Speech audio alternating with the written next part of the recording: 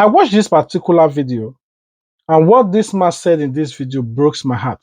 What he said about late Prophet TV Joshua. This is a notorious criminal, not just a criminal. Like I said in my previous video, that I will make a separate videos about him.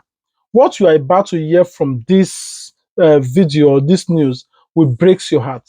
I want you guys to watch it to the very end before you comment, because if you comment along the line, you might just miss it up. It happened to me when I was watching the whole story. Now, this particular guy, like I said in my previous video, he is a terrorist. Not just a terrorist, he's an assassin. Not just an assassin, he's a dreadful one, buying a lot of people for politicians. And politicians are paying him to take out their opponent.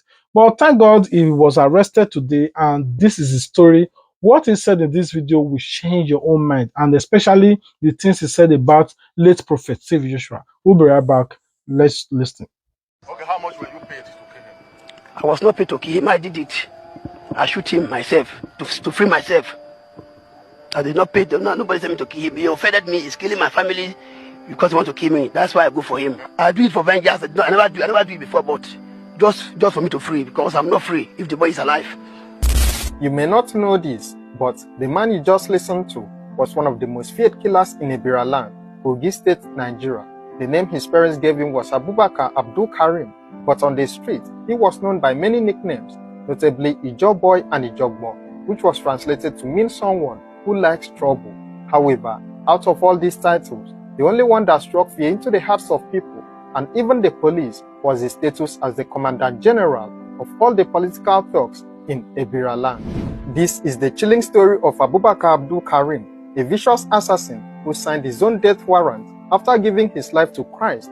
But in order for him to fully move away from his terrifying past, he had to eliminate one last person and then bury his remains in 3 different local government areas within Kogi State. Abubakar Abdul Karim was not just any ordinary criminal. He was the brain behind most of the political killings that had turned the region into a graveyard of broken dreams and shattered families. For years, Abubakar ruled the criminal world with an iron fist. Politicians who wanted their enemies silenced knew exactly who to call, and this person was always Abubakar Abdul Karim. He had perfected what he called the art of killing, and business was always booming as usual. With his gang of brutal thugs, he terrorized political opponents and eliminated anyone who stood in the way of his powerful plans. But success in the world of assassination came with a very terrible price for Abubakar. He had killed so many people that he lost count of the bodies. The ghosts of his victims haunted him day and night, making it impossible for him to find peace. Sleep became his enemy, and loneliness turned into torture as the faces of the dead appeared before him in the darkness. To cope with the constant torment, Abubakar turned to hard drugs. The chemicals numbed his mind and silenced the voices of his victims, but they could not wash away the blood on his hands. The Kogi State Police knew all about Abubakar and his deadly activities. For years, he had been a thorn in their flesh, always one step ahead of their investigations. Every time they got close to capturing him, he would vanish like smoke, leaving behind only death and destruction. His reputation grew with every successful kill, and soon he became untouchable. Politicians protected him because they needed his services, and the police struggled to build cases against someone who operated in the shadows and left no witnesses alive. But everything changed when a new governor came to power with a radical idea. In 2010, the then governor of Kogi State, Alhaji Ibrahim Idris, introduced something that nobody expected: an amnesty program for criminals in the state. The message was simple: surrender your weapons and walk free, or face the full wrath of the law. Abubakar watched from his hideout as other criminals began to surrender.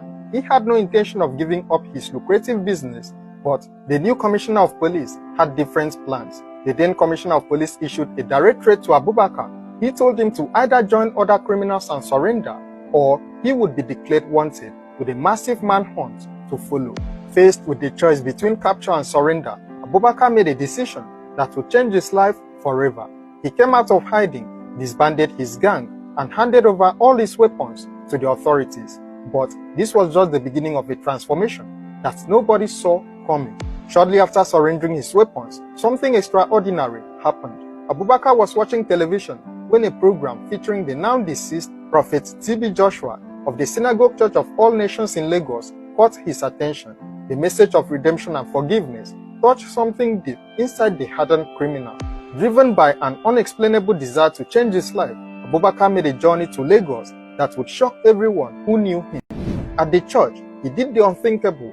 He openly confessed all his crimes and asked for deliverance from his dark past. The prophets prayed for him and conducted a deliverance service, and when Abubakar returned to Kogi State, he claimed to be a changed man.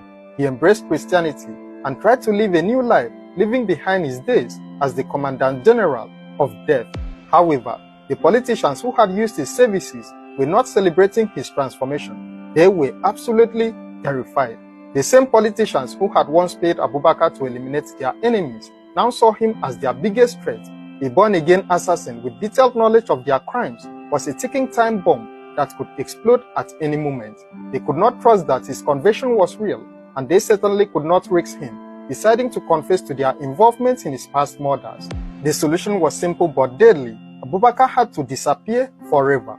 The politicians reached out to another thug named Farouk Lawal and gave him a contract that would seal both of their fates. The mission was clear: eliminate Abubakar before he could expose their secrets. Farouk Lawal began his deadly assignment with the patience of a professional killer.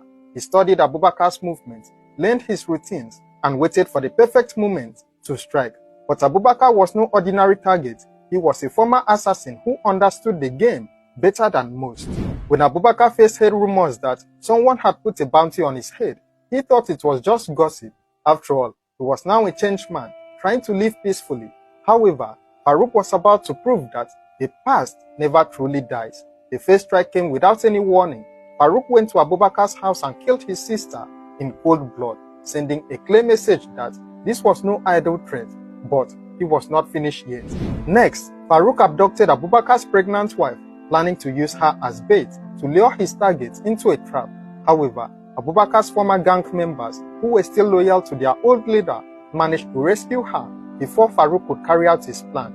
After the attacks on his family, Abubakar realized that his conviction meant nothing to those who wanted him dead.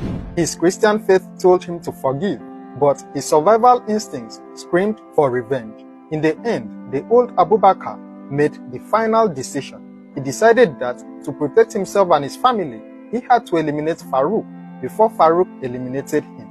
Using all the skills that had made him the most feared assassin in Ibira land, Abubakar tracked down his would-be killer. When he found Farouk, there was no mercy, no hesitation, and no witnesses. Abubakar eliminated his enemy with the same cold efficiency that had made him famous. But this time, he took an extra step that would seal his own fate. To ensure that Farouk could never be found, Abubakar cut the body into 3 pieces and buried each part in a different local government area across Kogi State. It was such a gruesome end to a deadly game of cat and mouse. Kill somebody in Okene local government, dump the corpse in Adavi local government, come and bury the head in Okene local government. These are 3 local governments. I believe that he must have a link before he come to Okene. That is my concern. After disposing of Farouk's body, Abubakar knew that his days in Kogi State were over. He fled to Port Harcourt in Rivers State, hoping to disappear into the crowded city and start afresh. Unfortunately, the police had learned about his latest skill, and this time, there would be no escape. They launched a nationwide manhunt that reached every corner of Nigeria, determined to bring the former Commandant General to justice. With excellent detective work and determination, the police tracked Abubakar to Port Harcourt and arrested him. The man, who had once been untouchable, was finally in custody, and his reign of terror was officially over. Back in Kogi State, Abubakar found himself in a familiar situation. He was facing interrogation by the same police force that had haunted him for years. But this time, he had no gang to protect him and also no way to run to.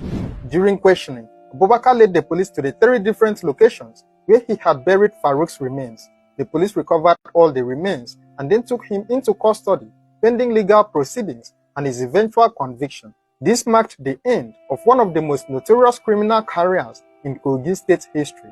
What do you think about this incredible story of crime, conviction, and consequence?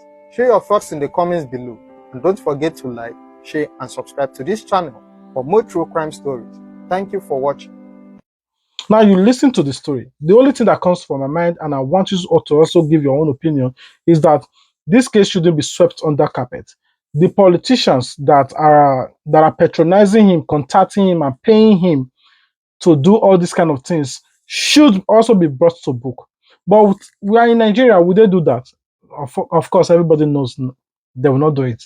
Thank God that the guy, though he committed a lot of crime and they said he was repented, the same politicians being so scared that, okay, their own crime or whatsoever involvement in his career will be in the public space. So they wanted to neutralize him. That's what caused the other thing that makes him to go back to his lifestyle to neutralize that person that killed his sister.